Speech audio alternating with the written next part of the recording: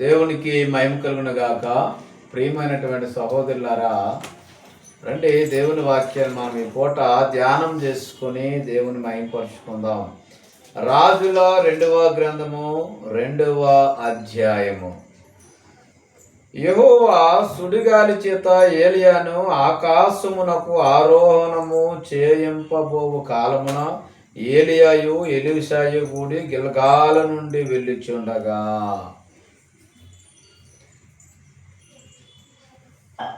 ఈయన ఏలియా గారు త్వరలోనే ప్రభు అయినటువంటి యేసుక్రీస్తు వారి దగ్గరకు, తండ్రి అయినటువంటి దేవుడి దగ్గరకు వాళ్ళు ఈయన్ని సజీవముగానే తీసుకుని వెళ్ళిపోయేటువంటి సమయం ఆసనం అవుతూ ఉంది. ఎందుకంటే ఆయన ఒకసారి ప్రభు వారి దగ్గర మొర్ర పెట్టుకున్నాడు, అయ్యా ఎంత మట్టుకు చాలు, నా దగ్గర బలము లేదు, నన్ను నువ్వు తీసుకొని వెళ్ళిపో అని చెప్పాడు ఆయన.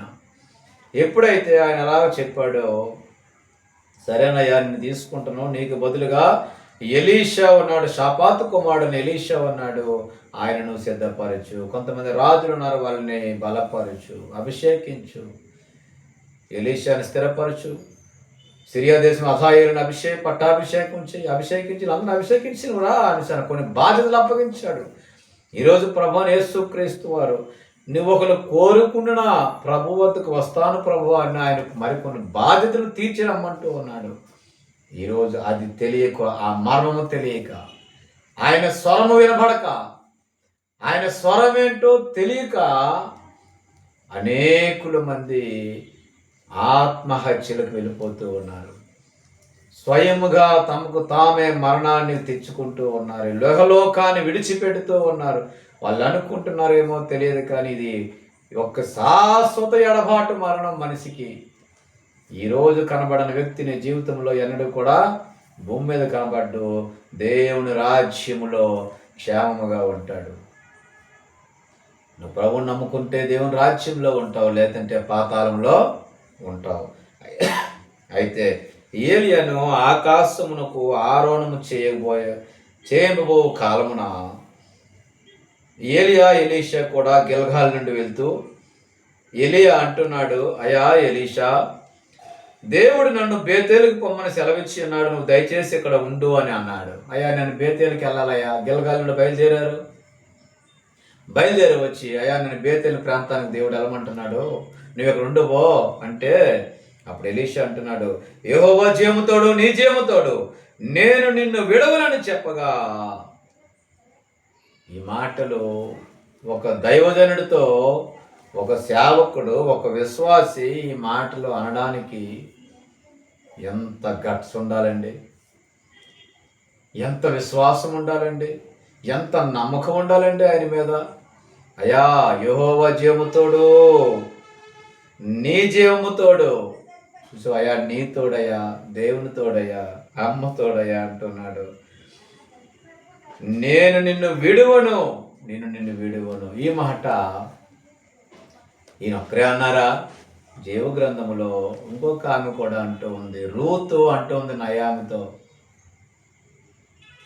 నయామి అత్తతో అంటూ ఉంది. నయాం అన్నది, అయ్యా అమ్మా వార్ప వెళ్ళిపోయింది, నువ్వు కూడా వెళ్ళిపో, బిడ్డలు లేరు కదా, భర్తలు లేరు కదా, చనిపోయారు కదా, బిడ్డలు లేరు కదా, ఇక్కడ నాతో నీకేం పని, నువ్వు వెళ్ళిపో అంటే, యెహోవా జీవముతోడు, నేను నిన్ను విడువను, ఎడబాయను, నీ జనమే నా జనము, నీ దేవుడే నా దేవుడు, నీ ప్రజలే నా ప్రజలు, మరణము తప్ప నన్ను ఏది వేరు చేయదు అత్తయ్య అని అన్నది. చూడండి, ఒక అత్త కోడల మధ్య ఉన్నటువంటి అనుబంధం ఏ రీతిగా ఉందో. అత్త పొమ్మంటుంది, కానీ కోడలు మాత్రం నువ్వు నాకు కావాలి అంటూ ఉంది. ఎంత ప్రేమిస్తుందో. వాళ్ళిద్దరి మధ్య ఉన్నటువంటి అసలు వాస్తవం ఏమిటి అసలు అది అంటే, ఇది దేవుని ప్రణాళిక. ఇదిగో ఈయన ఎలీషా అంటున్నాడు, యెహోవా జీవముతోడు, అయ్యా నీ జీవముతోడు, నేను నిన్ను విడువను అని చెప్పేసరికి బేతేలుకి వెళ్ళిపోయారు. బేతేలులో కొంతమంది, అక్కడ సంఘం ఉంది, అక్కడ ప్రవక్తల శిష్యులు ఉన్నారు. ఆ శిష్యులు ఎలీషా వద్దకు వచ్చి అంటున్నారు, అయ్యా ఈరోజు నీ గురువునే దేవుడు తీసుకెళ్ళిపోతారు తెలుసా అనేసి అంటే, ఎలీషా అంటున్నాడు, నేను ఎరుగుదును, మీరు ఊరుకోండి. నాకు తెలుసయ్యా, నాకు తెలుసు ఈరోజు వెళ్ళిపోతాడు నా గురువు, నన్ను ఎడిచి వెళ్ళిపోతే ఎలా వెళ్ళిపోతారో చూస్తాను ఆయన విషయం ఏంటో.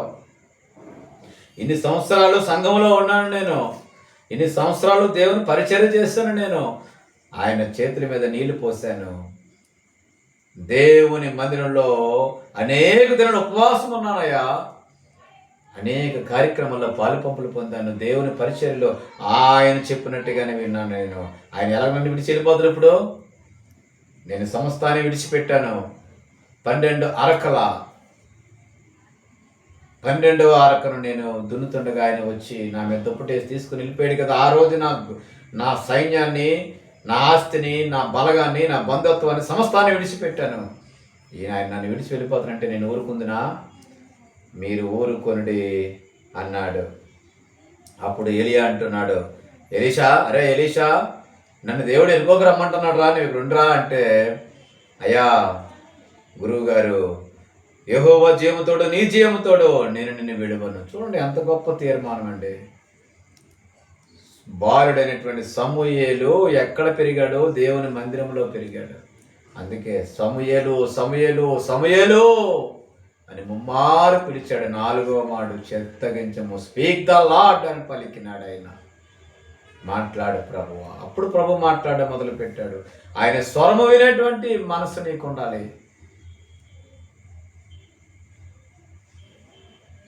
Unless have you the repentance to listening word of God, the listening the voice of the God. If you are unable, yes, how can you receive the power of a spirit?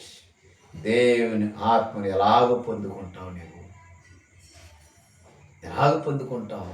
ఇదిగో యెహోవా జీవముతోడు, అయ్యా నీ జీవముతోడు నేను నిన్ను విడవనయ్యా అంటే ఇద్దరు బేతేలు నుంచి ఎరుకోకి వెళ్ళారు. ఎరుకోకు కూడా వెళ్ళారు. ఆ తర్వాత ఎరుకోలో ఉన్నటువంటి సంఘం ఉంది. ఆ సంఘంలో విశ్వాసులు ఉన్నారు, అక్కడ శిష్యులు ఉన్నారు.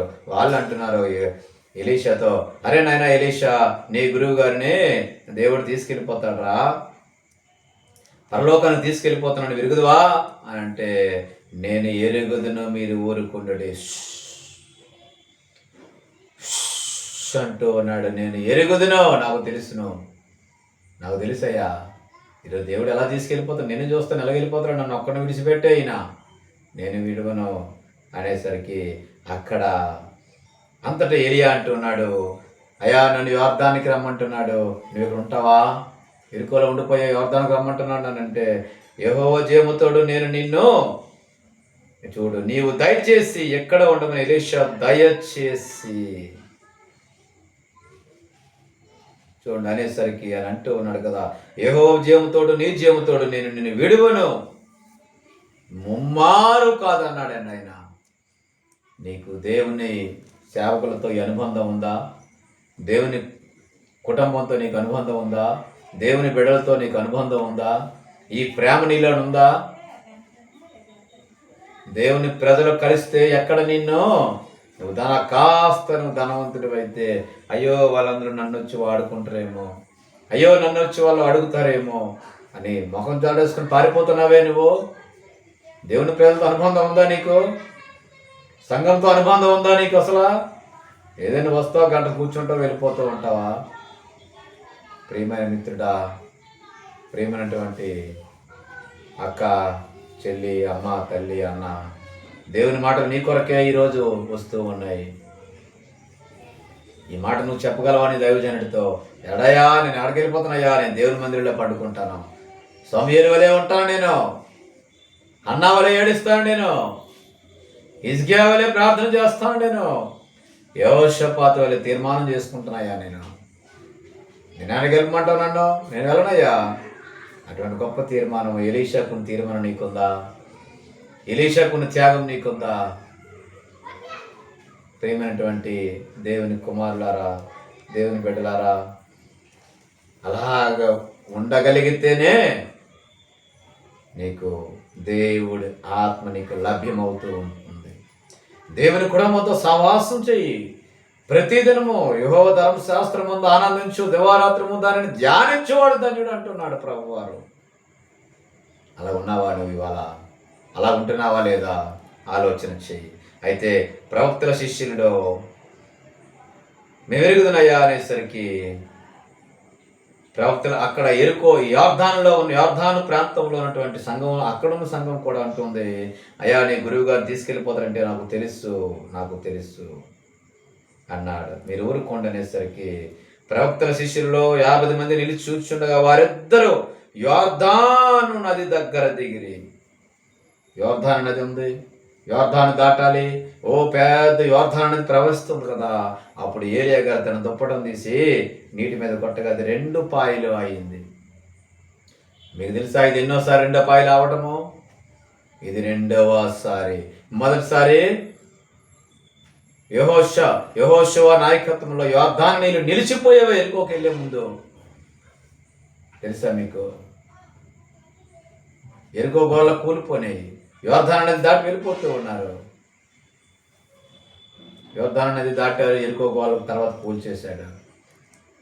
కేవలం స్తుతుల ద్వారా, కేవలం ఆరాధన ద్వారా, కేవలం పాటల ద్వారా, కేవలం ఆయన్ని ఆరాధించడం ద్వారా కూలిపోయి 2 పాయలు అయిపోయింది ఆ రోజు. అంత గొప్ప కార్యం చేసిన దేవుడు నీ పక్షాన దేవుడు చేయడానికి సిద్ధంగా ఉన్నాడు ఈరోజు. ఇదిగో వారిద్దరూ పొడి నేల మీద దాటిపోయిరి. వారు దాటిపోయిన అంటే ఎప్పుడైతే దుప్పటితో తీసుకుని మడత పెట్టి నీటి మీద కొట్టగాది యువతలకు అవతలకు విడిపోయిన కనుక పొడి నేల ఆరిపోయింది. పొడి నేల అయిపోయిందండి. పొడి నేల మీద అలాగూ దాటి వెళ్ళిపోతే అప్పుడు ఏలియా అడుగుతున్నాడు, అరే ఎలీషా, నేను నీ యొద్ద నుండి తీయబడక మునుపు నీ కొరకు నేను ఏం చేయాలరా? నేను వదులుతానో కాదు, నువ్వు దేవుడు నన్ను పిలుస్తున్నాడు, మరి నీకేం కావాలో కోరుకో అంటే, అయ్యా నీకు కలిగిన ఆత్మలో 2 పాళ్ళు ఆత్మ నా మీదకి కావాలి. నీకు ఒక ఆత్మ ఉంటే నాకు 2 ఆత్మలు కావాలి. 2 పాలు ఆత్మ, నీ కలిగిన ఆత్మలో 2 పాలు నా మీదకి వచ్చినట్లు దయచేసి నేను పోయక నుంచి. ఇది ఎలాగరా నాయన? ఇది ఎలాగ సాధ్యము? నాకున్నది ఒక ఆత్మే కదా, అది దేవుడిచ్చిన ఆత్మ కదా, 2 ఆత్మ నేను ఎక్కడ తాగలను నేను? అయితే ఏలియా గారు బలమైనటువంటి విశ్వాసి, బలమైన విశ్వాసం కలిగినటువంటి ప్రవక్త, దేవుని చేత అభిషేకించబడ్డాడు. కాబట్టి ఆయన అంటూ ఉన్నాడు, సరేనరా బాబు, ఇదిగో నేను నీ యొద్ద నుండి తీయబడినప్పుడు నేను నీకు కనబడిన ఎడల ఆ ప్రకారము నీకు లభించును, కనబడని ఎడల అది కాకపోవును. అది కాకపోద్ది. నీకు నేను కనబడాలి ఆ టైంలో అంటే నువ్వు ఎంత అలర్ట్గా ఉండాలో చూడండి. హామాను చట్టం చేసేసాడు. అహష్వేరోషు రాజు యొద్ద నుంచి ఒక చట్టాన్ని తెచ్చాడు. హిందూ దేశం మొదలుకున్న కూషి దేశం వరకు 127 దేశాల్లో ఉన్న యూదులందరినీ ఒకే రోజున చంపాలి అని చెప్పేసి. అప్పుడే 3 మాసాలు అయిపోయింది. చట్టం వెళ్ళిపోతుంది, తాకీదులు వెళ్ళిపోతున్నాయి, ఉత్తరాలు వెళ్ళిపోతున్నాయి, గుర్రాల మీద వెళ్ళిపోతూ ఉన్నారు అంచుగాండ్రు రౌతులు. 3 నెలల తర్వాత మళ్ళా ఆజ్ఞ మారింది. యూదులని కాదు, కపటోపాయం కలిగిన వారిని చంపండి. యూదులని కాదు, చట్టం మారింది. మతోన్మాదులను, దీనికి కుట్ర పనినటువంటి వారిను, క్రైస్తవుల మీద విరోధులైనటువంటి వారిను మీరు ఉరి తీయండి, చంపండి అని ఒక చట్టం మారింది. ఆ చట్టం పట్టుకుని వెళ్ళడానికి ఎంత ఫాస్ట్గా వెళ్ళాలో తెలుసా? 3 నెలలు అయిపోయింది, అప్పటికి వెళ్ళిపోయారు. ఈ 3 నెలలు అంటే వాళ్ళు 100 కిలోమీటర్ల స్పీడ్లో వెళ్తే వీళ్ళు 150, 200 స్పీడ్లో పరిగెట్టాలి. వాళ్ళు 70 కిలోమీటర్లు 70 km/h పరిగెడితే 100 km 150 km/h పరిగెట్టాలి. 150 కిలోమీటర్ స్పీడ్లో పరిగెట్టవాలి వాళ్ళ గుర్రాలు, వాళ్ళ రథాలు. అందుకే రాజనగరకై పెంచబడినటువంటి ఆ గుర్రములను వీళ్ళు ఎంచుకున్నారు. ఒక క్షణమైనా వాళ్ళు ఆలస్యం చేయలేదు, పరిగెట్టారు, చివరి వరకు వెళ్ళారు, విజయం సాధించారు. అన్యజనాంగంలో మతోన్మాదులను, అన్య జనాంగంలో దేవుని బిడ్డల వ్యతిరేకులను, బాధపెట్టిన వారిని, హింసించిన వారిని అందరినీ కూడా అదే రోజు హతమార్చారు. అయితే ఇక్కడ అంటూ ఉన్నాడు కదా,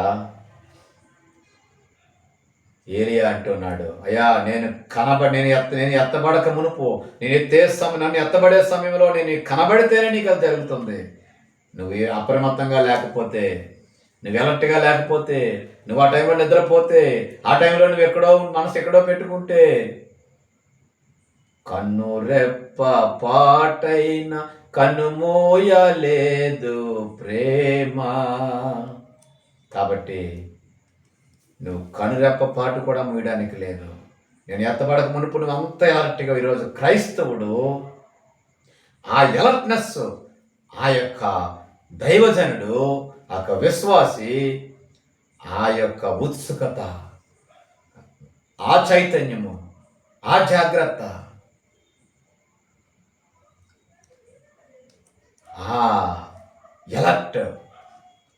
ఎలర్ట్గా ఉండాలి. ఎలాగ ఉండాలి చూడండి. అలాగ ఉంటేనే నీకు దేవుడు ఆత్మ వస్తుంది ఈరోజు అని ఏలియా గారు ఎలీషాకు చెప్పేసరికి వారు ఇంకను వెలుచు మాట్లాడుచుండగా రథమును అగ్ని గుర్రములను కనబడి, అగ్ని రథాలు వస్తున్నాయి ఆకాశంలో నుంచి, అగ్ని గుర్రాలు వస్తున్నాయి ఆకాశంలో నుంచి. వీరిద్దరిని వేరు చేసిన అప్పుడు ఏలియా సుడిగాలి చేత ఆకాశమునకు ఆరోహణమాయను. సుడిగాలి వచ్చింది, అగ్ని రథాలు, అగ్ని గుర్రాలు ఏలియాని తీసుకెళ్ళిపోతూ ఉన్నాయి. ఆ సమయంలో ఏం చూడాలి కదా, చూడండి. దేవుని యొద్ద నుంచి ఒకటి పొందుకోవాలి నువ్వంటే నువ్వేం చేయాలి? దేవుని యొద్ద నుంచి నువ్వు పొందుకోవాలి ప్రభు సన్నిధిలోనంటే నువ్వేం చేయాలి? అసలు నువ్వు చేసే పని ఏమిటి తెలుసా నీకు? ఇదిగో ఆయన అంటూ ఉన్నాడు, నేను ఆకాశమునకు యెహోవా దూతల నుండి ఎత్తబడక మునుపు నన్ను చూస్తేనే నీకు ఇది లభిస్తుంది, నీకు 2 పాల ఆత్మ వస్తుంది. మరి అంత ఎలర్ట్గా ఈరోజు ఉన్నావా? నువ్వు అంత అప్రమత్తంగా నువ్వు ఉన్నావా?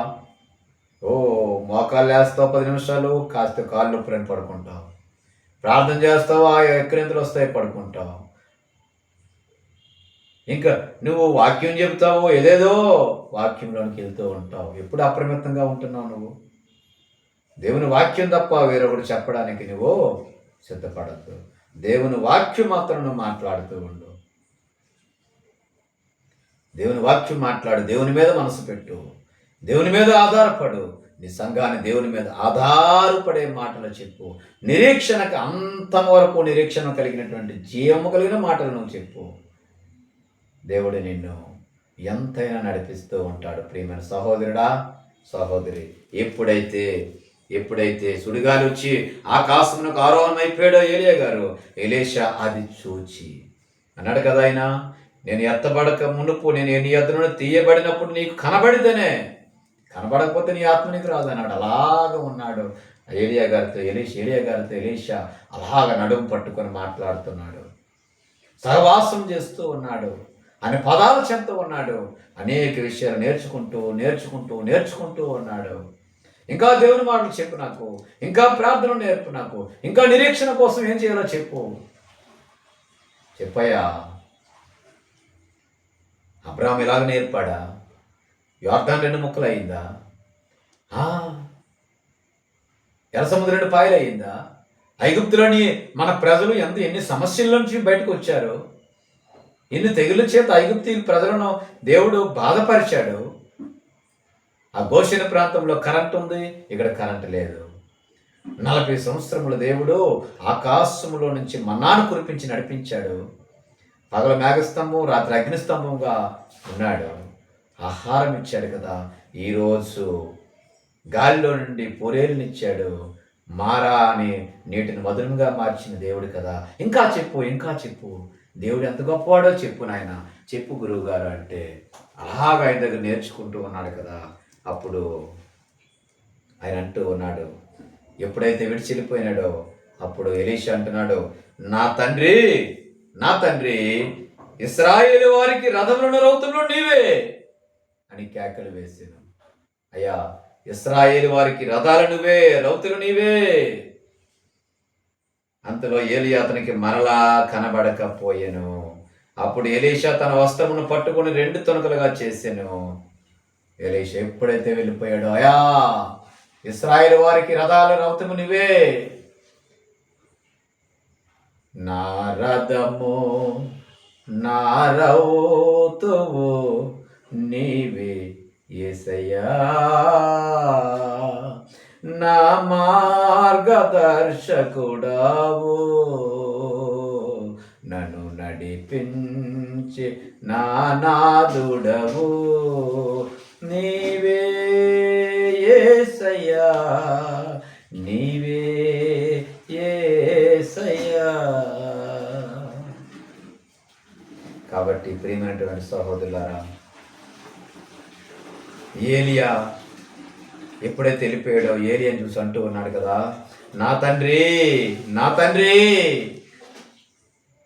ఒక దైవజనుడికి పెట్టిన పేరు, ఒక విశ్వాసం ఏమిటో తెలుసా? My dad, my dad, my dad. Daddy, daddy. ఎంత అద్భుతమైన పదం అండి అది. నా ఆత్మీయమైన తండ్రి, నా my spiritual dad, my spiritual dad.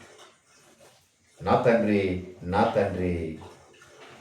ఇశ్రాయేలు వారికి రథములను రౌతులను నీవే అని కేకలు వేస్తే ఏలియా అతనికి మరలా కనిపించలేదు. అప్పుడు ఎలీషా తన వస్త్రాన్ని 2 ముక్కలుగా చేశాడు, చింపి పట్టుకుని 2 తునకలు చేశాడు.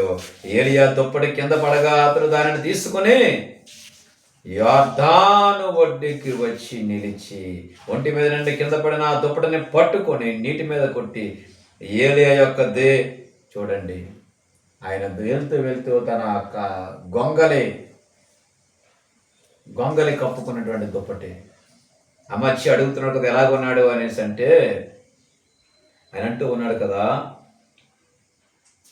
మీకు చెప్పినటువంటి వ్యక్తి ఏ రీతిలో ఉన్నాడు అనేసి అంటే, అతడు గొంగలు ధరించుకొని నడుమునకు తోలుదట్టు కట్టుకునేవాడు ఉన్నాడు. గొంగలు ధరించాడు, దుప్పటి ధరించాడు.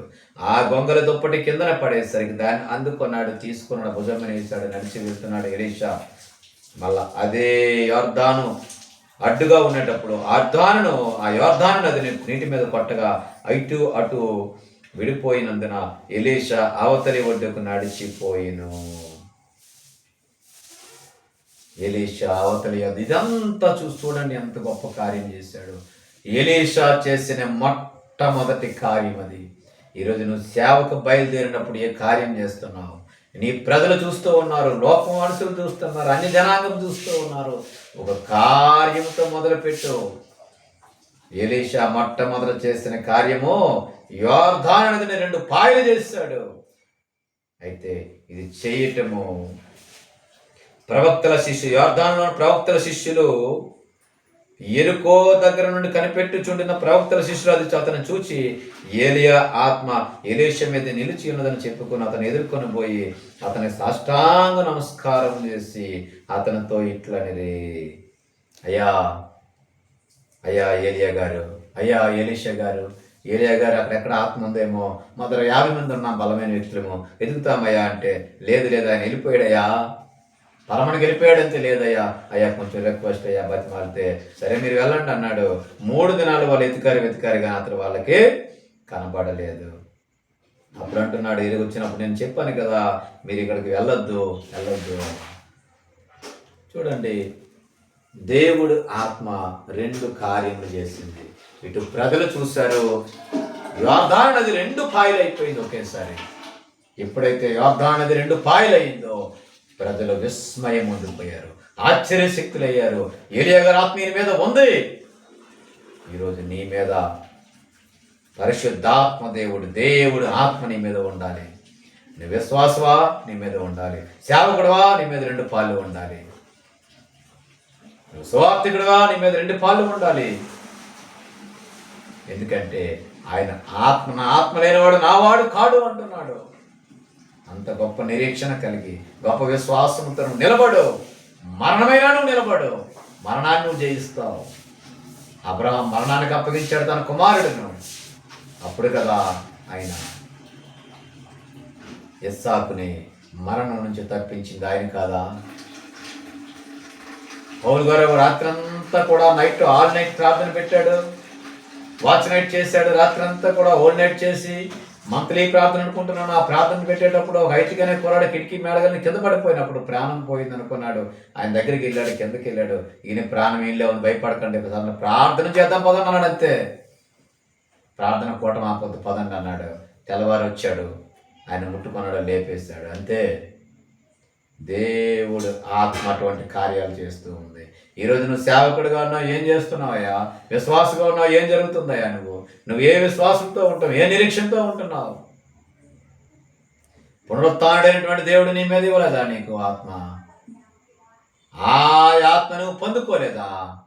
ఒకవేళ పొందుకోకపోతే నువ్వు సేవకు అన్ఫిట్, నువ్వు విశ్వాసికి అన్ఫిట్, నువ్వు సువార్థికుడిగా అన్ఫిట్. నువ్వు పనికిరావు ఇంకా దేవుని పనికి. హ్యాపీగా ఇంట్లో ప్రార్థన చేసుకొని చక్కగా మందిరానికి వెళ్ళి కూర్చొని, ఆయన నువ్వు ఏదైనా పని ఆపేసి నువ్వు ఏదో ఉద్యోగం చేసుకో లోకంలో, అంతేకాని నేను దేవుని పని చేస్తాను ముందుకే వెళ్ళట్టద్దు. దేవుని ఆత్మ పొందుకుంటే వెళ్ళు, చనిపోయిన వారు లేపుతావు. యోర్దాను నది 2 పాయలు అవుతుంది, ఆకాశం మన్నాను వస్తుంది, కురిపిస్తగలవు. కుంటి వారి కాళ్ళు, గుడ్డి వారికి చూపు.